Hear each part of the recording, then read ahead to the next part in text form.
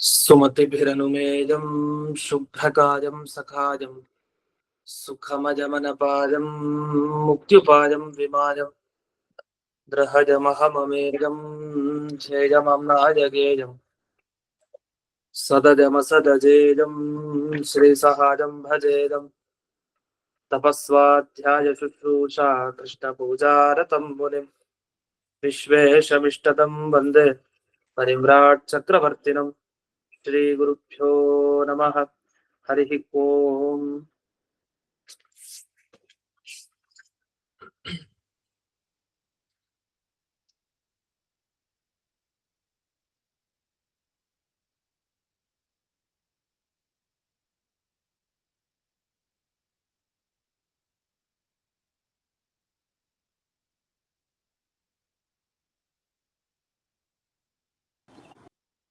श्रियः पत्ये नित्या गणितगुणमाणिक्यविशदप्रभाजालोल्लासोपहत सकलावद्यतमसे जगज्जन्मस्थेमप्रलयरचनाशीलवपुषे नमो शेषान्नाय स्मृतिहृदयदीप्ताय हरय येन प्रादुरभाविभूमिवलये विस्तारि गोसन्ततिः प्राबोधिश्रुतिपङ्कजं करुणया प्राकाशितत्वं परम् ध्वान्तं ध्वंसमनादिसाधुनिकरश्चाकारि सन्मार्गकः तेन व्यासदिवाकरेण सततं मात्याजि मे मानसं व्याप्तिर्यस्य निजे निजेन महसा पक्षे सपक्षे स्थितिः या वृत्तिश्च विपक्षतोऽथ विशदे सक्तिर्न वै बाधिते नैवास्ति प्रतिपक्षयुक्तिरतुलं शुद्धं प्रमाणं समे भूयात् तत्त्वविनिर्णयाय भगवान् आनन्दतीर्थो मुनिः भवति यदनुभावाद्येन मूकोऽपि वाग्मि जडमतिरपि जन्तुर्जायते प्राज्ञमौलिः सकलवचनचेतो देवता भारती स मम वचसि निधत्तां सन्निधिं मानसे च रमानिवासोचितवासभूमिः सन्न्यायरत्नावलिजन्मभूमिः वैराग्यभाग्यो मम पद्मनाभतीर्थामृताब्धिर्भवताद्विभूत्यै पदवाक्यप्रमाणज्ञान् प्रतिवादिमदच्छिदः श्रीमदक्षोभ्यतीर्थाख्यानुपतिष्ठे गुरून् मम श्रीमदानन्दतीर्थार्य सन्मनःसरसि भुवि अनुव्याख्याननलिने चञ्चरे कतिमे मनः न शब्दाब्धौ गाढाः न च निगमचर्चासु चतुराः न च न्याये प्रौढाः न च विदितवेद्या अपि वयं परं श्रीमत्पूर्णप्रमतिगुरुकारुण्यसरणिं प्रपन्नामान्यास्मः किमपि च वदन्तोऽपि महताम् ॐ नारायणं निखिलपूर्णगुणैकदेहं निर्दोषमाप्यतममप्यखिलैः सुवाक्यैः अस्योद्भवादिदमशेषविशेषतोऽपि वन्द्यं सदा प्रियतमं मम सन्नमामि कुपिता हि पणच्छाया समीकृत्या परं सुखं सेवन्ते यत्पदं धीरास्तं भजे वल्लभं श्रियः ಈಗ 53ನೇ ಸುಧಾಮೂಲ ಮುಗೀತು. 54ನೇ ಸುಧಾಮೂಲ. ಇಲ್ಲಿ ನೆರೆ ದಿವಸ ಶ್ಲೋಕವನ್ನ ಹೇಳ್ಕೊಟ್ಟಾಗಿದೆ. ಇಲ್ಲಿವರೆಗೆ ಭಗವಂತನ ಉಪಾಸನೆ ಮಾಡ್ಬೇಕಾದ್ರೆ ಎಲ್ಲಾ ವೇದಗಳನ್ನ ತಿಳ್ಕೊಂಡಿರ್ಬೇಕು ಅಂತ ಬಂತು. ಆದ್ರೆ ಎಲ್ಲಾ ವೇದದ ಜ್ಞಾನ ಬೇಕು ಅಂತಿಲ್ಲ. ಯಥಾಶಕ್ತಿ ಎಲ್ಲ ವೇದವನ್ನು ತಿಳ್ಕೊಂಡಿರ್ಬೇಕಷ್ಟೆ. ಇದಕ್ಕೇನಾದ್ರೂ ಒಂದು ಪ್ರಮಾಣ ಇದೆಯಾ ಅಂದ್ರೆ ಒಂದು ಪುರಾಣ ವಾಕ್ಯವನ್ನ ಕೊಟ್ಟಿದ್ದೀವಿ ಅಂತ ಪುರಾಣ ವಾಕ್ಯದ ಉದಾಹರಣೆಯನ್ನ ಕೊಟ್ಟು, ಆ ಪುರಾಣ ವಾಕ್ಯದಲ್ಲಿ ನಾರದರಿಗೆ ಹೇಳುವಂತ ಮಾತು. ನಾರದರಿಗೆ ಏನ್ ಹೇಳಿದ್ದಾರೆ ಈ ಶ್ಲೋಕಗಳಿಂದ ಅನ್ನೋದನ್ನ ನೋಡೋಣ. ಮಹತ್ವಸ್ಯ ಪರಂಪಾರಂ ವಿದಿತ್ವೈವ ಜನಾರ್ದನ ಸ್ತೋಷ್ಯತಾಮೇತಿ ತುಷ್ಟತ್ವಮಿತಿ ನಾಸ್ತ್ಯೇವ ನಾರದ. ಇದು ತುಂಬಾ ತಪ್ಪು, ಹೀಗಿಲ್ವೇ ಇಲ್ಲ, ನಾಸ್ತ್ಯೇವ ನಾರದರೆ ಹೀಗಿಲ್ವೇ ಇಲ್ಲ ಅಂತ ನಾರದರಿಗೆ ಹೇಳ್ತಾ ಇದ್ದಾರೆ. ಏನ್ ಹೇಳ್ತಾ ಇರುವಂತಹ ಮಾತು ಅಂದ್ರೆ, ಮಹತ್ವಸ್ಯ ಪರಂಪಾರ, ದೇವರ ಪೂರ್ಣತೆಯನ್ನ ತಿಳಿದವನಿಗೆ ಮಾತ್ರ, ಅಂದ್ರೆ ದೇವರ ಪೂರ್ಣ ಶ್ರೇಷ್ಠತೆ ಯಾವಾಗ ತಿಳಿಲಿಕ್ಕೆ ಸಾಧ್ಯ? ಸಕಲ ವೇದ ರಾಶಿಗಳನ್ನ ಓದ್ದವನ್ಗೆ ಮಾತ್ರ ತಿಳಿಲಿಕ್ಕೆ ಸಾಧ್ಯ. ಹಾಗಾದ್ರೆ ಸಕಲ ವೇದ ರಾಶಿಯನ್ನ ಓದ್ದವನ್ ಮಾತ್ರ ಭಗವಂತನನ್ನ ಸಂತೋಷ ಪಡಿಸ್ತಾನೆ. ಅವನನ್ನ ಸ್ತೋತ್ರ ಆ ರೀತಿ ಸ್ತೋತ್ರ ಮಾಡಿದಾಗ ಮಾತ್ರ ದೇವರು ಸಂತೋಷಗೊಳ್ಳೋದು ಅಂತ ಇಲ್ವೇ ಇಲ್ಲ ಅಂತ ಹೇಳಿದ್ರು. ಹಾಗಾದ್ರೆ ಏನ್ ಮಾಡ್ಬೇಕು? ಭಗವಂತನಿಗೆ ಸಂತೋಷ ಆಗೋದ್ ಮತ್ತೆ ಹೇಗೆ?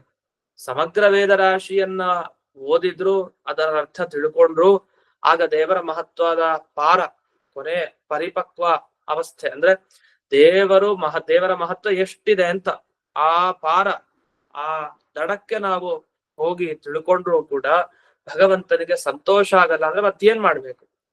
ಕಿಂತು ನಿಶ್ಚಲಯ ಭಕ್ತ್ಯ ಹಿ ಆತ್ಮಜ್ಞಾನ ಅನುರೂಪತಃ ಯಸ್ತೋಷ್ಯತೆ ಸದಾ ಭಕ್ತ ತುಷ್ಟ ತಸ್ಯ ಸದಾ ಹರಿ. ಯಾರಿಗೆ ಸಂತುಷ್ಟನಾಗ್ತಾನೆ ಪರಮಾತ್ಮ, ಯಾರಿಗೆ ಅನುಗ್ರಹ ಮಾಡ್ತಾನೆ ಅಂದ್ರೆ ನಿಶ್ಚಲವಾದ ಭಕ್ತಿ ಇರ್ಬೇಕು ಆ ಭಕ್ತನಲ್ಲಿ. ಯಾವ ಭಕ್ತನಲ್ಲಿ ನಿಶ್ಚಲವಾದ ಭಕ್ತಿ? ಒಮ್ಮೆ ಭಕ್ತಿ ಬಂತು ಅಂದ್ರೆ ದೇವರಲ್ಲಿ ಚಲನೆ ಆಗ್ಬಾರ್ದು, ಆಚೆ ಈಚೆ ಹೋಗೋಂಗಿಲ್ಲ. ಸರಿಯಾದ ಭಕ್ತಿ ಒಂದ್ಸಲಿ ಹುಟ್ಟುತ್ತಾ ಬೆಳಿತಾ ಹೋಗ್ಬೇಕು, ಕಡಿಮೆ ಆಗೋಗಿಲ್ಲ, ಮತ್ತೆ ನಾಶನೂ ಆಗೋ ಹಾಗಿಲ್ಲ.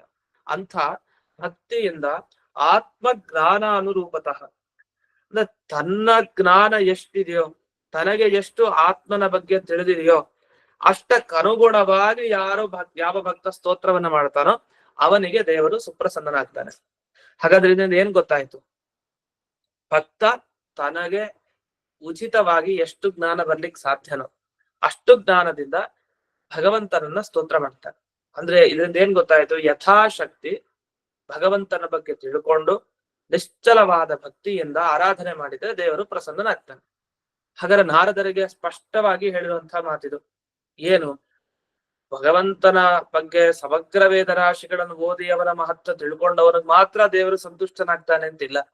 ತನಗೆ ಎಷ್ಟು ಶಕ್ತಿ ಇದೆಯೋ ಅಷ್ಟಕ್ಕೆ ಮಾಡುವಂತಹ ಭಕ್ತಿಗೆ ಮೆಚ್ಚಿ ದೇವರು ಅನುಗ್ರಹವನ್ನ ಮಾಡೋದು ಇದೆ ಅಂತ ಹೀಗೆಲ್ಲ ಪುರಾಣಗಳಲ್ಲಿ ವಾಕ್ಯಗಳು ಸಿಗ್ತಾ ಇದೆ. ಇದನ್ನೆಲ್ಲ ನೋಡಿದಾಗ ಏನ್ ಗೊತ್ತಾಯ್ತು? ಯಥಾ ಯೋಗ್ಯ ಅಖಿಲಜ್ಞತ. ಇಲ್ಲಿ ಸರ್ವ ವೇದಾಂತ ಪ್ರತ್ಯಯವಂತ ಬ್ರಹ್ಮಸೂತ್ರದಲ್ಲಿ ಹೇಳಿದ ಎಲ್ಲಾ ವೇದಾಂತವನ್ನ ತಿಳ್ಕೊಳ್ಳಿ ಅಂದ್ರೆ ಅಭಿಪ್ರಾಯನು ಯಥಾಶಕ್ತಿ ಎಲ್ಲವನ್ನು ತಿಳ್ಕೊಳ್ಳಿ ಅಂತ ಅರ್ಥ. ಅದರಿಂದ ಯಥಾಯೋಗ್ಯ ಅಖಿಲಜ್ಞತ ಈ ಮಾತು ಸರಿಯಾಗಿದೆ ಅಂತ ಇಷ್ಟು ಇದಕ್ಕೆ ಅರ್ಥ. ಇಲ್ಲಿ ಎಲ್ಲಾ ವೇದ ರಾಶಿಯನ್ನ ತಿಳ್ಕೊಂಡಿರೋದು ಉಪಯುಕ್ತ ಅಲ್ಲ ಅಂತೇನಲ್ಲ, ಆದ್ರೆ ಆಗಲ್ಲ. ಎಲ್ಲಾ ವೇದ ರಾಶಿಗಳನ್ನ ತಿಳಿಯೋದು ಅಸಂಭಾವಿತ ಆದ್ರೂ ಯೋಚನೆ ಮಾಡ್ಬೇಕಾಗಿಲ್ಲ. ಅಯ್ಯೋ ನಾನು ಸಮಗ್ರ ವೇದ ರಾಶಿನ ಯಾವ ಜನ್ಮ ಬಂದ್ರು ತಿಳ್ಕೊಳ್ಲಿಕ್ ಸಾಧ್ಯ ಇಲ್ಲ, ಎಷ್ಟು ಜನ್ಮ ಕಳೆದ್ರೂ ಆಗಲ್ಲ. ಮತ್ ಹಾಗಾದ್ರೆ ಹೇಗೆ ದೇವರ ಪ್ರಸಾದ ಅನುಗ್ರಹವನ್ನ ಸಂಪಾದನೆ ಮಾಡೋದು ಅಂತ ಯೋಚನೆ ಮಾಡೋದ್ ಬೇಕಾಗಿಲ್ಲ.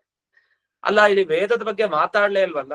ಮಹತ್ವಸ್ಯ ಪರಂಪಾರ, ದೇವರ ಪರಮ ಪಾರತ್ವ, ಅಂತಿಮ ತನ್ನ ಉತ್ತಮತ್ವ ಏನಿದೆ ದೇವರಲ್ಲಿ ಇರೋದು, ಆ ಕೊನೆಯ ಗಡಿ. ಈಗ ಸಮುದ್ರ ಪಾರ ಗೊತ್ತಿರಲ್ಲ, ಸಮುದ್ರದ ಪಾರ ಏನು ಇಷ್ಟೇ ಬರೋದು ಸಮುದ್ರ, ಇನ್ನು ಇದ್ರ ಮುಂದೆ ಸಮುದ್ರ ಇಲ್ಲ ಅಂತ ಅನ್ಕೊಳ್ತೀವಿ. ಆದ್ರೆ ಇನ್ನೂ ಹೋದ್ರೆ ಇನ್ನೂ ಸಮುದ್ರ ಜಾಸ್ತಿ ಮುಂದಿರುತ್ತೆ, ಇನ್ನೂ ಮುಂದಕ್ಕೆ ಹೋದ್ರೆ ಹಾಗೆ ಹೋಗ್ತಾನೆ ಇರ್ತೀವಿ. ಆತರ ದೇವರ ಬಗ್ಗೆ ಇಷ್ಟಕ್ ಮುಗೀತಾ ದೇವರ ಬಗ್ಗೆ ಅಂದ್ರೆ ಇಲ್ಲ ಇನ್ನೂ ಇದೆ, ಇದಕ್ ಮುಗೀತಾ ಇಲ್ಲ ಇನ್ನೂ ಇದೆ, ಹೀಗೆ ಹೋಗ್ತಾನೆ ಇರುತ್ತೆ. ಈ ರೀತಿ ಭಗವಂತನ ಮಹತ್ವ ಏನಿದೆ ಆ ಮಹತ್ವದ ಪರಂಪಾರಂ ಅಂತ ಹೇಳ್ತಾರೆ. ಅಂದ್ರೆ ಆ ಗಡಿ ತಿಳ್ಕೊಳ್ಳೋದೊಂದೇನು, ಅದು ತುಂಬಾ ಮುಂದಕ್ಕೆ ಹೋಗ್ಬೇಕಾದ್ರಲ್ಲಿ ಅಷ್ಟನ್ನ ತಿಳ್ಕೊಳ್ಬೇಕು ಅಂದೇನರ್ಥ? ಎಲ್ಲ ವೇದವನ್ನ ಓದಿರ್ಬೇಕು ಅಂತ ಅರ್ಥ. ಅದರಿಂದ ಇಲ್ಲಿ ಜಯತೀರ್ಥರದ ವಿವರಣೆ ಮಾಡ್ತಾ ಮಹತ್ವಸ್ಯ ಪರಂಪಾರಂ ವಿದಿತ್ವ ಇತಿ ಸರ್ವ ವೇದಜ್ಞತ್ವ ಮುಚ್ಯತೆ. ಸಕಲ ವೇದಗಳನ್ನು ತಿಳ್ಕೊಂಡಿರ್ತಾನೆ ಅಂತ ಅರ್ಥ. ಹಾಗಾಗಿ ಯಾಕೆಂದ್ರೆ ವೇದ ಇಲ್ಲದೇನೆ ದೇವರ ಮಹಿಮೆ ಗೊತ್ತಾಗೋದ್ ಸಾಧ್ಯ ಇಲ್ಲ. ವೇದದ ಮಹಿಮೆ ಇದು ಭಗವಂತನ ಮಹಿಮೆ ಗೊತ್ತಾಗ್ಬೇಕು ಅಂದ್ರೆ ವೇದ ಗೊತ್ತಿರ್ಬೇಕು. ಪ್ರತಿಯೊಂದು ಕೂಡ ವೇದವನ್ನ ಓದ್ತಾ ಇದ್ರೆ, ಅಲ್ಲಿ ಬಂದಿರುವಂತಹ ಅರ್ಥವನ್ನ ತಿಳ್ಕೊಳ್ತಾ ಇದ್ರೆ ಭಗವಂತನ ಆ ಅಪಾರವಾದ ಮಹಿಮೆಯನ್ನ ತಿಳಿಲಿಕ್ಕೆ ಸಾಧ್ಯ ಇಲ್ಲ. ಆದ್ರೆ ಅಷ್ಟನ್ನ ತಿಳ್ಕೊಂಡ್ರೆ ಮಾತ್ರ ದೇವ್ರು ಒಲಿತಾನೆ ಅಂತಿಲ್ಲ, ಅದಿಲ್ದೆ ಹೋದ್ರು ದೇವ್ರು ಒಲಿತಾನೆ ಅಂತ ಈ ಭಾಗವನ್ನ ವಿವರಿಸ್ತಾ ಸ್ತೋಷ್ಯತಾಂ ಇತಿ ಧ್ಯಾನಸ್ಯಾಪಿ ಉಪಲಕ್ಷಣಂ ಸಮಾನ ನ್ಯಾಯತ್ವಾತ್ ಅಂತ ಒಂದು ವಾಕ್ಯ ಬಂತು. ಇದಕ್ಕೆ ಅರ್ಥ ಇಷ್ಟು ಅಲ್ಲ. ಈಗ ನಾವು ಪ್ರಶ್ನೆ ಕೇಳಿದ್ದೇನು? ದೇವರ ಧ್ಯಾನ ಮಾಡ್ಲಿಕ್ಕೆ ಎಲ್ಲಾ ವೇದದ ಜ್ಞಾನ ಬೇಕಾ ಬೇಡವಾ? ಅಷ್ಟೇ. ಧ್ಯಾನ ಮಾಡ್ಲಿಕ್ಕೆ, ದೇವ್ರ ಸ್ತೋತ್ರ ಮಾಡ್ಲಿಕ್ಕೆ ಹೇಳ್ತಾ ಇಲ್ಲ.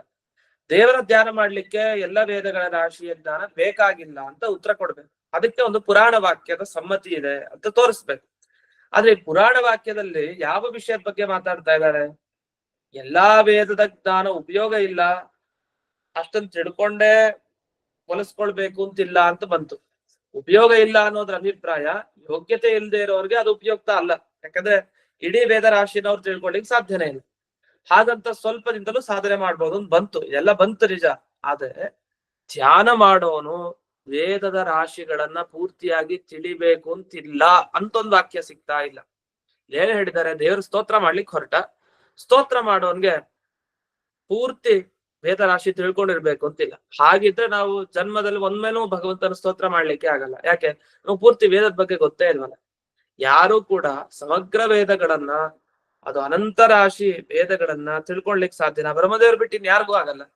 ಅದ್ನ ಯಾವ ಮನುಷ್ಯನು ದೇವರ ಸ್ತೋತ್ರನೇ ಮಾಡ್ಬಾರ್ದಿತ್ತು. ಆದ್ರೆ ಹಾಗಲ್ಲ. ದೇವರ ಸ್ತೋತ್ರ ಮಾಡ್ಬೇಕು ಅಂತ ಆದ್ರೆ ಸ್ವಲ್ಪ ಗೊತ್ತಿದ್ರು ಸಾಕು ದೇವ್ರ ಬಗ್ಗೆ ಅನ್ನೋದಕ್ಕೆ ಇದು ಪ್ರಮಾಣ ಆಯ್ತು. ಸ್ವಲ್ಪ ದೇವರ ಬಗ್ಗೆ ತಿಳ್ಕೊಂಡು ಅಷ್ಟಿಂದ ಸ್ತೋತ್ರ ಮಾಡಿದ್ರು ದೇವರು ಪ್ರಸನ್ನನಾಗ್ತಾನೆ. ಇದು ಸರಿ ಈ ವಿಷಯದ ಬಗ್ಗೆ. ಆದ್ರೆ ಧ್ಯಾನ ಮಾಡ್ಬೇಕಾದ್ರೆ ಸ್ತೋತ್ರ ಬೇರೆ, ಧ್ಯಾನ ಬೇರೆ ಅಲ್ಲ. ಹಾಗಾಗಿ ಧ್ಯಾನ ಮಾಡ್ಬೇಕಾದ್ರೆ ಭಗವಂತನ ಬಗ್ಗೆ ವಿಶೇಷವಾಗಿ ವೇದದ ಪ್ರತಿಯೊಂದು ಮಾತುಗಳ ಅರ್ಥವನ್ನ ತಿಳ್ಕೊಂಡಿರ್ಬೇಕಲ್ವಾ. ಯಾಕಂದ್ರೆ ಈ ಪುರಾಣದಲ್ಲಿ ಹೇಳಿದ್ದು ಸ್ತೋಷ್ಯತಾಮೇತಿ ತುಷ್ಟತ್ವಂ. ಪೂರ್ಣ ತಿಳಿದೇ ಸ್ತೋತ್ರ ಮಾಡಿದಾಗ ಪರಮಾತ್ಮ ಖುಷಿ ಪಡ್ತಾನೆ ಅಂತಿಲ್ಲ ಅಂತ ಸ್ತೋತ್ರದ ಬಗ್ಗೆ ಹೇಳ್ತಾ ಇರೋದು. ಅಂದ್ರೆ ನೋಡಿ, ಸ್ತೋತ್ರ ಅಂದ್ರು ಧ್ಯಾನ ಅಂದ್ರು ಅದು ಒಂದೇ ತರ, ಅದು ಸಮಾನ ನ್ಯಾಯ. ಸ್ತೋತ್ರದಲ್ಲಿ ಯಾವ ಕ್ರಮಗಳಿದೆಯೋ ಅದೇ ಕ್ರಮ ಧ್ಯಾನ ಮಾಡೋದ್ರಲ್ಲೂ ಇದೆ. ಏನು ಎರಡರಲ್ಲೂ ಗಮನಿಸಿ, ಸ್ತೋತ್ರ ಮಾಡ್ಲಿ ಅಥವಾ ಧ್ಯಾನ ಮಾಡ್ಲಿ, ಎರಡೂ ಮಾಡ್ಬೇಕಾದ್ರೆ ವೇದ ಇಲ್ದೆ ಆಗಲ್ಲ. ಸ್ತೋತ್ರಕ್ಕೂ ವೇದ ಮಂತ್ರಗಳು ಬೇಕು. ಎಲ್ಲ ಮನ್ಯು ಸೂಕ್ತ ಇತ್ಯಾದಿಗಳೆಲ್ಲ ಭಗವಂತನ ಸ್ತೋತ್ರ ಮಾಡ್ಲಿಕ್ಕೆ ಇರೋದು. ಪುರುಷ ಸೂಕ್ತ ಎಲ್ಲವೂ ದೇವರ ಸ್ತೋತ್ರವನ್ನೇ ಮಾಡ್ತಾ ಇರೋದು. ಅಷ್ಟೇ ಅಲ್ಲ, ಈ ಸ್ತೋತ್ರ ಧ್ಯಾನ ಅದು ಮಾಡ್ಬೇಕಾದ್ರೆ ವೇದದ ರಾಶಿ ಸಹಾಯ ಇಲ್ದೆ ಆಗಲ್ಲ. ವೇದ ಮಂತ್ರಗಳನ್ನ ತಿಳ್ಕೊಂಡೇ ಮಾಡ್ಬೇಕು, ಸ್ತೋತ್ರ ಆಗ್ಲಿ ಧ್ಯಾನ ಆಗ್ಲಿ ಭಗವಂತನದ್ದು. ಅದಲ್ಲದೆ ಭಗವಂತನ ಸ್ತೋತ್ರ ಮಾಡಿದಕ್ ಫಲ ಏನು? ಭಗವಂತನ ಸಂತೋಷ.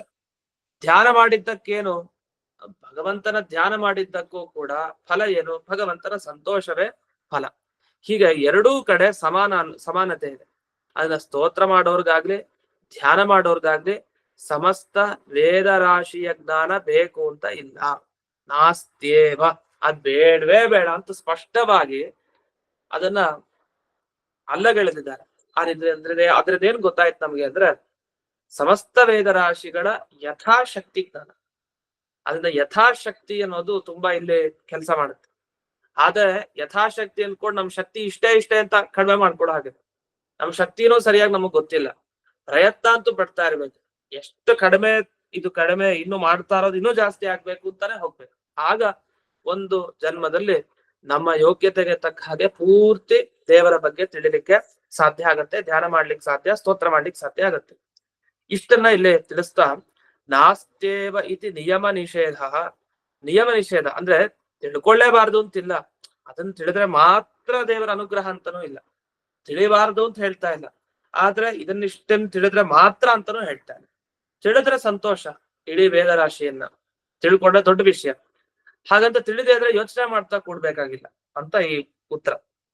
ಯಥಾ ಯೋಗ್ಯ ಅಖಿಲಜ್ಞತ ಧ್ಯಾನ ಉಪಯೋಗಿನಿ ಇತಿ ವಿಜ್ಞಾಯತೆ ಇತಿ ಶೇಷಃ. ಆದ್ರಿಂದ ತನ್ನ ಯೋಗ್ಯತೆಗೆ ತಕ್ಕ ಹಾಗೆ ಎಷ್ಟು ಪರಮಾತ್ಮನ ಜ್ಞಾನವನ್ನ ಪಡೆದಿದ್ದಾನೋ ಅಷ್ಟಕ್ಕನುಗುಣವಾಗಿ ಅವನು ಧ್ಯಾನವನ್ನ ಮಾಡ್ಲಿಕ್ಕೆ ಸಾಧ್ಯ ಆಗತ್ತೆ. ಅದನ್ನ ಧ್ಯಾನ ಮಾಡ್ಲಿಕ್ಕೆ ಎಲ್ಲವೂ ಬೇಕಾಗಿಲ್ಲ. ಅದರಿಂದ ಹಿಂದೆ ಮಧ್ವಾಚಾರ್ಯರು ಮೊದಲನೇ ಈ ಸರ್ವ ಅನ್ನೋ ಶಬ್ದಕ್ಕೆ, ಎಲ್ಲಾ ವೇದವನ್ನ ತಿಳಿಬೇಕು ಅನ್ನೋದಕ್ಕೆ ಯಥಾಶಕ್ತಿಯಾಗಿ ಎಲ್ಲ ವೇದವನ್ನ ತಿಳಿಬೇಕು ಅಂತ ಇದು ಅರ್ಥ ಮಾಡಿದ್ರು. ಅದು ಸರಿಯಾಗಿದೆ. ಅದಕ್ಕೆ ಆಚಾರ್ಯರು ತಾವು ಒಂದು ಅರ್ಥ ಮಾಡ್ತಾರೆ ಅಂದ್ರೆ ಬ್ರಹ್ಮಸೂತ್ರಕ್ಕೆ ತಕ್ಷಣ ಒಂದು ಪುರಾಣ ವಾಕ್ಯವನ್ನ ಉದಾಹರಣೆ ಕೊಟ್ಬಿಡ್ತಾರೆ. ಅಂತಹ ವಾಕ್ಯವನ್ನ ಇಲ್ಲಿ ಉದಾಹರಿಸಿದ್ದಾರೆ. ಇದರ ಮುಂದೆ ಒಂದು ಪ್ರಶ್ನೆ, ಇದು ವ್ಯಾಕರಣದ ವಿಚಾರ. ಅದ್ರ ಮುಂಚೆ ಈ ಟಿಪ್ಪಣಿಗಳಲ್ಲಿ ಬರುವಂತಹ ವಿಚಾರವನ್ನ ಈಗ ನೋಡೋಣ. ಈಗ ಪರಿಮಳ ಟಿಪ್ಪಣಿಯಲ್ಲಿ ಏನ್ ವಿಷಯ ಬರ್ತಿದ್ದಾರೆ ಇದ್ರ ಬಗ್ಗೆ ನೋಡೋಣ. ಈಗ ಸಮಾನ ನ್ಯಾಯತ್ವ ಅಂತ ಬಂತು. ಅಂದ್ರೆ ಸ್ತೋತ್ರ ಮತ್ತೆ ಧ್ಯಾನ ಎರಡು ಒಂದೇ ತರ, ಎರಡಲ್ಲೂ ಫಲಾನು ಒಂದೇ, ಎರಡನ್ನು ಮಾಡ್ಬೇಕಾದ್ರೆ ಬೇಕು, ಎರಡು ಒಂದೇ ಅಂತ. ಅದ್ ಎರಡು ಒಂದೇ ಆಗೋದು ಹೇಗೆ? ಸ್ತುತೇರಿವ ಧ್ಯಾನಸ್ಯಾಪಿ ತುಷ್ಟಿ ಹೇತುತ್ವ ತತ್ರ ಏಕಸ್ಯ ಅಭಾವೇನ ಅನ್ಯಸ್ಯಾಪಿ ತಥಾತ್ವ ಅವಶ್ಯಂ ಭಾವಾದಿತಿ ಭಾವ. ಈಗ ಸ್ತೋತ್ರ ಆಗ್ಲಿ ಧ್ಯಾನ ಆಗ್ಲಿ ಎರಡು ತುಷ್ಟಿ ಹೇತು ಅಂತಾರೆ. ಇವ್ರು ಅದೇ ಕಾರಣ ಕೊಡ್ತಾರೆ ರಾಯರು. ಸಂತೋಷಕ್ಕೆ ಕಾರಣವಾದದ್ದೇ ಸ್ತೋತ್ರ ಮತ್ತೆ ಧ್ಯಾನ. ಅಲ್ಲಿ ಒಂದಿಲ್ಲದೆ ಹೋದ್ರೆ ಇನ್ನೊಂದು ಅವಶ್ಯವಾಗಿ ಬೇಕೇ ಬೇಕು. ಈಗ ಧ್ಯಾನ ಮಾಡಿಲ್ಲ ಅಂದ್ರೆ ಅವ್ನು ಸ್ತೋತ್ರನಾದ್ರು ಮಾಡ್ಬೇಕು, ಸ್ತೋತ್ರ ಮಾಡ್ಲಿಲ್ಲ ಅಂದ್ರೆ ಧ್ಯಾನವನ್ನಾದ್ರೂ ಮಾಡ್ಬೇಕು. ಎರಡು ಇಲ್ಲದೆ ಇದ್ರೆ ದೇವರಿಗೆ ಸಂತೋಷನೇ ಆಗಲ್ಲ. ಅದಕ್ಕೆ ದೇವರ ಸ್ತೋತ್ರಗಳನ್ನಾದ್ರೂ ಹೇಳಿ ಹೇಳಿ ದೇವರನ್ನ ಸಂತೋಷ ಪಡಿಸ್ಬೇಕು. ಇಲ್ಲ ದೇವರ ಬಗ್ಗೆ ಧ್ಯಾನ ನಾವು ಮಾಡ್ಬೇಕು. ನಮ್ಗೆ ದೇವರ ಸ್ತೋತ್ರ ಮಾಡೋದು ಸುಲಭ. ಸ್ತೋತ್ರಗಳು ನಮಗೆ ಅನೇಕ ಸಿಗತ್ತೆ. ಆ ಸ್ತೋತ್ರವನ್ನ ಹೇಳಿ ಹೇಳಿ ಪ್ರತಿಯೊಬ್ಬರು, ಧ್ರುವ ಮಹಾರಾಜ ಮಾಡಿದ ಸ್ತೋತ್ರ, ನಾರದರು ಮಾಡಿದ ಸ್ತೋತ್ರ, ಬ್ರಹ್ಮದೇವರು ಮಾಡಿದ ಸ್ತೋತ್ರ, ಹೀಗೆ ಅನೇಕ ಸ್ತೋತ್ರಗಳನ್ನ ಪ್ರತಿನಿತ್ಯ ಪಾರಾಯಣ ಮಾಡಿ ದೇವರ ಅನುಗ್ರಹವನ್ನ ಸಂಪಾದನೆ ಮಾಡ್ಕೊಳ್ಳಿಕ್ ಒಂದು ಅವಕಾಶ ಇದೆ. ಅದಕ್ಕೆಲ್ಲ ಶಾಸ್ತ್ರವಿಡಿ ಗೊತ್ತಿರ್ಬೇಕು ಅಂತಿಲ್ಲ. ಹಾಗೆ ಧ್ಯಾನ ಮಾಡ್ಲಿಕ್ಕೂ ಅಷ್ಟೇ ಅಂತ ಈಗ ನಮ್ಗೆ ಅರ್ಥೈಸ್ತಾ ಇದಾರೆ. ಅದರಿಂದ ಧ್ಯಾನ ಮಾಡೋರು ಹೆದರ್ಕೊಳ್ಬೇಕಾಗಿ, ಧ್ಯಾನ ಮಾಡ್ಲಿಕ್ಕೂ ಇದೆಲ್ಲ ತಿಳ್ಕೊಳ್ಬೇಕು ಹಾಗೇನಿಲ್ಲ. ಯಥಾಶಕ್ತಿಯಾಗಿ ತಿಳ್ಕೊಂಡ್ ಮಾಡ್ತಾ ಇರ್ಬೇಕು. ಆದ್ರೆ ಯಥಾಶಕ್ತಿ ಅನ್ನೋದ್ರಲ್ಲಿ ಎಷ್ಟು ಸಾಧ್ಯನೋ ಅಷ್ಟು ಇನ್ನೂ ಜಾಸ್ತಿ ತಿಳ್ಕೊಳ್ತಾ ಹೋದಷ್ಟು ದೇವರ ಅನುಗ್ರಹ ಬೇಗ ಆಗತ್ತೆ ಅನ್ನೋದು ತಾತ್ಪರ್ಯ. ಇದು ನಿಯಮ ನಿಷೇಧ ಅನ್ನೋದಕ್ಕೆ ಒಂದು ವಿವರಣೆಯನ್ನ ಮಾಡ್ತಾರೆ ರಾಯರು. ಮಹತ್ವಸ್ಯ ಪರಂಪಾರಂ ವಿದಿತ್ವಾ ಏವ ಸ್ತುತಿ ಧ್ಯಾನೇ ಕುರ್ವತಾಂ ಹರಿಸ್ತುಷ್ಟೋ ಭವತೀತಿ ಅಯಂ ನಿಯಮ ಏವ ನಿಷಿಧ್ಯತೆ. ಅಂದ್ರೆ ನಿಷೇಧ ಮಾಡ್ತಾ ಇರೋದೇನು ಅಂದ್ರೆ, ಇದಾಗಲ್ಲ ಅಂತ ಏನೇನ್ ಹೇಳ್ತಾ ಇರೋದು ಅಂದ್ರೆ, ಈ ಸ್ತೋತ್ರ ಮತ್ತೆ ಧ್ಯಾನ ದೇವರ ಬಗ್ಗೆ ಪೂರ್ಣ ತಿಳ್ಕೊಂಡೇನೆ ಆಗ್ಲೇ ಭಗವಂತನ ಸಂತೋಷವನ್ನ ಪಡೀಲಿಕ್ಕೆ ಸಾಧ್ಯ ಅಂತಿಲ್ಲ. ಹೊರತು ಭಗವಂತನ ಸಂತೋಷವನ್ನ ಸ್ವಲ್ಪ ಮಾಡೋಂಥ ನಿಶ್ಚಲವಾದ ಭಕ್ತಿಯಿಂದಲೂ ಪಡಿಲಿಕ್ಕೆ ಸಾಧ್ಯ, ತನ್ನ ಯಥೋಚಿತವಾದ ಜ್ಞಾನದಿಂದ. ಆದ್ರೆ ಹೀಗಂತ ನಿಷೇಧ ಮಾಡಿದ್ರಿಂದ ಕೆಲವೇನ್ ಮಾಡ್ತಾರೆ, ಹಾಗಾದ್ರೆ ಭಗವಂತನ ಪರಂಪಾರಂ ವಿದಿತ್ವೈವ ಜನಾರ್ದನ ಅಂತ ಯಾರು ಇಲ್ವೇ ಇಲ್ಲ ಅಂತ ಅರ್ಥ. ಸಕಲ ವೇದದ ರಾಶಿಯನ್ನ ತಿಳ್ಕೊಂಡಂತ ಒಬ್ಬ ವ್ಯಕ್ತಿನೇ ಇಲ್ಲ ಅಂತ ಭಾವಿಸ್ಬೇಡಿ. ಕೆಲವು ಸರಿ ನಿಯಮ ನಿಷೇಧ ಅಂದ್ರೆ ಹಾಗೂ ಅರ್ಥ ಮಾಡ್ಕೊಳ್ಳೋದಿದೆ. ಹೇಗಿದ್ರು ಯಾವ ವ್ಯಕ್ತಿಯೂ ಕೂಡ ಭಗವಂತನ ಈ ಪರಮೋತ್ಕೃಷ್ಟತೆಯನ್ನ ತಿಳ್ಕೊಂಡು ಅವನನ್ನ ಸಂತೋಷ ಪಡಿಸಿದವ್ರು ಇಲ್ವೇ ಇಲ್ಲ. ಹಾಗಾಗಿಯೇ ಯಥಾಶಕ್ತಿ ಮಾಡದವ್ರಿಗೆ ಭಗವಂತ ಒಲಿತಾನೆ ಅಂತ ಹೀಗ ಅಂದ್ರೆ ಇಲ್ಲ. ಕಸ್ಯಾಪಿ ಸರ್ವವೇದ ಜ್ಞಾನ ಪೂರ್ವಕಂ ಸ್ತುತಿ ಧ್ಯಾನೇ ನಸ್ತಃ ಅಂತ ಹಾಗೆ ಒಪ್ಪಬಾರ್ದು. ಅಂದ್ರೆ ಯಾವ ವ್ಯಕ್ತಿಗೂ ಕೂಡ ದೇವರ ಬಗ್ಗೆ ಸರಿಯಾಗಿ ಸಕಲ ವೇದ ರಾಶಿಗಳನ್ನ ಓದ್ಕೊಂಡು ತಿಳ್ಕೊಂಡು ಧ್ಯಾನಾತ್ಮ ಸ್ತೋತ್ರವನ್ನ ಮಾಡೋನು ಅಂತಿಲ್ಲ ಅಂತ ಅರ್ಥ ಅಲ್ಲ. ಯಾಕಂದ್ರೆ ಬ್ರಹ್ಮದೇವರೇ ಇದ್ದಾರೆ. ಯಾಕಂದ್ರೆ ಬ್ರಹ್ಮದೇವರು ಎಲ್ಲ ವೇದಗಳನ್ನು ತಿಳ್ಕೊಂಡೆ ಅವ್ರು ಸ್ತೋತ್ರ ಧ್ಯಾನ ಎರಡನ್ನು ಮಾಡ್ತಾರೆ. ಹಾಗಾಗಿ ಆ ರೀತಿ ಅರ್ಥ ಅಲ್ಲ. ಇನ್ನು ಯಥಾಯೋಗ್ಯಾಖಿಲಗ್ನತ ಅಂತ ಬಂತು. ಈ ಯಥಾಯೋಗ್ಯಾಖಿಲಗ್ನತ ಅನ್ನೋಲ್ಲಿ ಈಗ ವ್ಯಾಕರಣದ ವಿಚಾರವನ್ನ ಇಲ್ಲಿ ಬಿಡಿಸ್ತಾರೆ ಪರಿಮಳ ಟಿಪ್ಪಣಿಯಲ್ಲಿ. ಅದೇನು ಯಥಾಯೋಗ್ಯಾಖಿಲಗ್ನತ ಅನ್ನೋದಕ್ಕೆ ಅಂದ್ರೆ, ಅಲ್ಲಿ ಯಥಾಯೋಗ್ಯ ಅಂತ ಶಬ್ದ ಆಗಲ್ಲ ವಸ್ತುತಃ, ಯಥಾಯೋಗ್ಯಂ ಅಂತ ಆಗ್ಬೇಕು. ಯಥಾಯೋಗ್ಯಂ ಅಂತ ಆಗ್ಬೇಕು. ಅದನ್ನ ಮಧ್ವಾಚಾರ್ಯರು ಯಥಾಯೋಗ್ಯ ಅಂತ ಹೇಗೆ ಪ್ರಯೋಗ ಮಾಡಿದರು ಅಂತ ಇದು ವ್ಯಾಕರಣದ ವಿಚಾರ. ಅದನ್ನ ಇಲ್ಲಿ ಪ್ರಶ್ನೆ ಮಾಡ್ಕೊಂಡಿದ್ದಾರೆ. ಯಥಾಯೋಗ್ಯ ಇತಿ ಕಥಂ ಅವಿಧಿಭಾವಸ್ಯ ನಪುಂಸಕತ್ವೇನ ಯಥಾಯೋಗ್ಯಮಿತಿ ಭಾವ್ಯಂ. ಜ್ಞಾನಂ ಅಂತ ಶಬ್ದ ಬಳಸ್ತೀವಿ, ಜ್ಞಾನಃ ಅಂತೆಲ್ಲ ಬಳಸಬಾರ್ದು ಸಂಸ್ಕೃತದಲ್ಲಿ. ಈಗೆಲ್ಲ ನನಗೆ ತುಂಬಾ ಜ್ಞಾನ ಇದೆ, ಬಹು ಜ್ಞಾನಂ ಅಸ್ತಿ, ಜ್ಞಾನಂ ಅಂತಂದ್ರೆ ಜ್ಞಾನಃ ಜ್ಞಾನ ಹಿಂಗೆಲ್ಲ ಬಳಸೋಂಗಿಲ್ಲ. ಜ್ಞಾನ ಅಂದ್ರೆ ಅದು ಕನ್ನಡದಲ್ಲೇ, ಜ್ಞಾನ ಅಂದ್ರೆ ಅದು ತಪ್ಪು, ಅದಿಲ್ವೇ ಇಲ್ಲ. ಜ್ಞಾನಂ ಅಂತ ಬಳಸ್ಬೇಕು. ದೇವಾಲಯ ಅಂತ ಬಳಸ್ಬೇಕು. ಹೀಗೆ ಶಬ್ದಗಳನ್ನ ಬಳಸೋದ್ರಲ್ಲಿ ವಿಸರ್ಗ ಹಾಕೋದು, ವಿಸರ್ಗ ತೆಗಿಯೋದು, ದೀರ್ಘ ಎಳೆಯೋದು ಹೀಗೆಲ್ಲ ಇದೆ. ಈಗ ರಮಾ, ಸೀತಾ, ಲಕ್ಷ್ಮೀ ಎಲ್ಲ ದೀರ್ಘ, ಅದೆಲ್ಲ ದೀರ್ಘವಾಗಿಡಿದ್ರೆ ಸ್ತ್ರೀಲಿಂಗ ಶಬ್ದ ಅಂತ ಸಾಮಾನ್ಯವಾಗಿ. ಪುಲ್ಲಿಂಗ ಶಬ್ದ ಅಂದ್ರೆ ವಿಸರ್ಗ ಹಾಕಿದ್ರೆ ಪುಲ್ಲಿಂಗ ಶಬ್ದ. ನಪುಂಸಕಲಿಂಗ ಶಬ್ದಗಳು ಅಂದ್ರೆ ಜ್ಞಾನಂ, ತಟಂ ಅಂತೆಲ್ಲ, ಜ್ಞಾನಂ ಅಂ ಅಂತೆಲ್ಲ ಹೇಳುದು. ಇದು ನಪುಂಸಕಲಿಂಗ ಶಬ್ದಗಳು. ಈಗ ಇಲ್ಲಿ ಯಥಾಯೋಗ್ಯಂ ಅಂತ ಆಗ್ಬೇಕಾಯ್ತು. ಇದು ಪುಲ್ಲಿಂಗ ಅಲ್ಲ, ಸ್ತ್ರೀಲಿಂಗ ಶಬ್ದ ಅಲ್ಲ. ಇದನ್ನ ಏನ್ ಮಾಡಿದ್ದಾರೆ, ಯಥಾಯೋಗ್ಯ ಅಂತ ಎರಡು ಶಬ್ದ ಬೇರೆ ಬೇರೆ ಇತ್ತು, ಅದನ್ನ ಸೇರಿಸಿ ಅರ್ಥ ಮಾಡಿದ್ರು. ಅಂದ್ರೆ ಸಮಾಸ ಮಾಡಿದ್ರು ಅಂತ ಅರ್ಥ. ಸಮಾಸ ಅಂತ ಇದೆ, ಅದು ನಮಗೆ ಪರಿಚಯ ಇರುತ್ತೆ ವ್ಯಾಕರಣದ ಬಗ್ಗೆ ಚೂರು. ಸಮಾಸ ಅಂದ್ರೆ ಏನು, ಬೇರೆ ಬೇರೆ ಪದಗಳನ್ನ ಜೋಡಿಸಿ ಒಂದು ಪದ ಮಾಡೋದು, ಅದನ್ನ ಸಮಾಸ ಅಂತ ಕರೀತಾರೆ. ವ್ಯಾಸ, ವೇದ ವ್ಯಾಸ ಅಂತೀವಲ್ಲ, ವ್ಯಾಸ ಅಂದ್ರೆ ಬಿಡಿಸಿ ಬಿಡಿಸಿ ಹೇಳೋದು, ಸಮಾಸ ಅಂದ್ರೆ ಸೇರಿಸಿ ಒಂದೇ ಪದ ಮಾಡಿ ಹೇಳೋದು. ಈ ಸೇರಿಸಿ ಹೇಳ್ಬೇಕಾದ್ರೆ ಈಗ ನೋಡಿ, ರಾಮನನ್ನು ಸ್ಮರಣೆ ಮಾಡಿ, ಕೃಷ್ಣನನ್ನು ಸ್ಮರಣೆ ಮಾಡಿ, ಮುಕುಂದನನ್ನು ಸ್ಮರಣೆ ಮಾಡಿ ಅಂತ ಒಂದೊಂದೇ ಹೇಳ್ತಾ ಹೋಗ್ಬೇಕು. ರಾಮನನ್ನು, ಕೃಷ್ಣನನ್ನು, ಮುಕುಂದನನ್ನು, ನರಸಿಂಹನನ್ನು ಇಷ್ಟೆಲ್ಲ ಹೇಳ್ಬೇಕು. ಇದು ವ್ಯಾಸ, ಬಿಡಿಸಿ ಬಿಡಿಸಿ ಹೇಳೋದು. ಇದ್ರ ಬದಲು ರಾಮಕೃಷ್ಣ ಮುಕುಂದ ವೇದವ್ಯಾಸರನ್ನು ಸ್ಮರಿಸಿ ಅಂತ ಒಂದ್ರಲ್ಲೇ ಹೇಳ್ಬೋದಲ್ಲ, ಅದನ್ನ ಸಮಾಸ ಅಂತಾರೆ. ರಾಮಕೃಷ್ಣ ಮುಕುಂದ ವೇದವ್ಯಾಸರನ್ನು ಅಂತ ಬೇರೆ ಬೇರೆ ಪದಗಳನ್ನ ಸಮಾಸ, ಸಮಾಸನ ಒಟ್ಟಿಗೆ ಸೇರಿಸೋದು. ಸೇರಿಸಿ ಹೇಳಿದಾಗ ಅದು ಪದ ಪ್ರಯೋಗ ಮಾಡೋದ್ರಲ್ಲಿ ಬಹಳ ಜಾಸ್ತಿ ವಿವರಣೆ ಕೊಡೋ ಅಗತ್ಯ ಇಲ್ಲ, ಒಟ್ಟಿಗೆ ಒಂದೇ ಸರಿ ಹೇಳ್ಬಿಡೋದು ಅಷ್ಟನ್ನು ಸೇರಿಸಿ. ಹಾಗೆ ಯಥಾ ಯೋಗ್ಯ ಅನ್ನೋದನ್ನ ಬೇರೆ ಬೇರೆ ಯಾಕೆ ಹೇಳ್ಬೇಕು, ಎರಡು ಸೇರಿಸಿ ಹೇಳೋಣ ಅಂತ. ಸರಿ, ಯಥಾ ಯೋಗ್ಯ ಅಂದ್ರೇನು, ಯೋಗ್ಯತೆಗೆ ಅನುಗುಣವಾಗಿ, ಯಥಾ ಯೋಗ್ಯ, ಯಥಾ ಶಕ್ತಿ, ಯಥಾ ಮತಿ ಅಂತ ಹೇಳ್ತಾ ಇರ್ತೀವಲ್ಲ, ಅದೇ ಶಬ್ದ.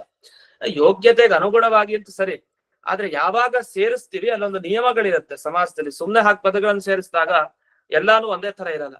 ಆಗ ಯಥಾ ಯೋಗ್ಯಂ ಅಂತ ಆಗ್ಬೇಕಾಗಿತ್ತು. ಸರಿ, ಯಥಾ ಯೋಗ್ಯ ಅಂತ ಹೇಗ್ ಹೇಳಿದ್ರು ಅಂತ ಒಂದು ಪ್ರಶ್ನೆ ಇದೆ. ಆ ಪ್ರಶ್ನೆಗೆ ಏನ್ ಉತ್ತರ ಕೊಡ್ತಾರೆ ಅಂತ ಅದನ್ನ ನಾಳೆ ದಿವಸ ನೋಡೋಣ ಅಂತ ಹೇಳ್ತಾ ಇಂದಿನ ಪಾಠವನ್ನ ಅಸ್ಮತ್ ಗುರುವಂತರ್ಗತ ವ್ಯಾಸತೀರ್ಥ ಗುರುವಂತರ್ಗತ ಭಾರತೀಯ ರಮಣ ಮುಖ್ಯ ಪ್ರಾಣಾಂತರ್ಗತ ಶ್ರೀಮನ್ ಮೂಲ ಗೋಪಾಲಕೃಷ್ಣನಿಗೆ ಅರ್ಪಣೆ ಮಾಡ್ತೇನೆ. ಶ್ರೀಕೃಷ್ಣಾರ್ಪಣ.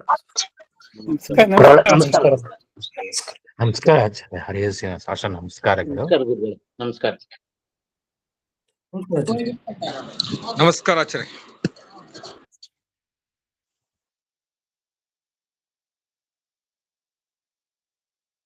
ನಮಸ್ಕಾರ ಆಚಾರ್ಯ.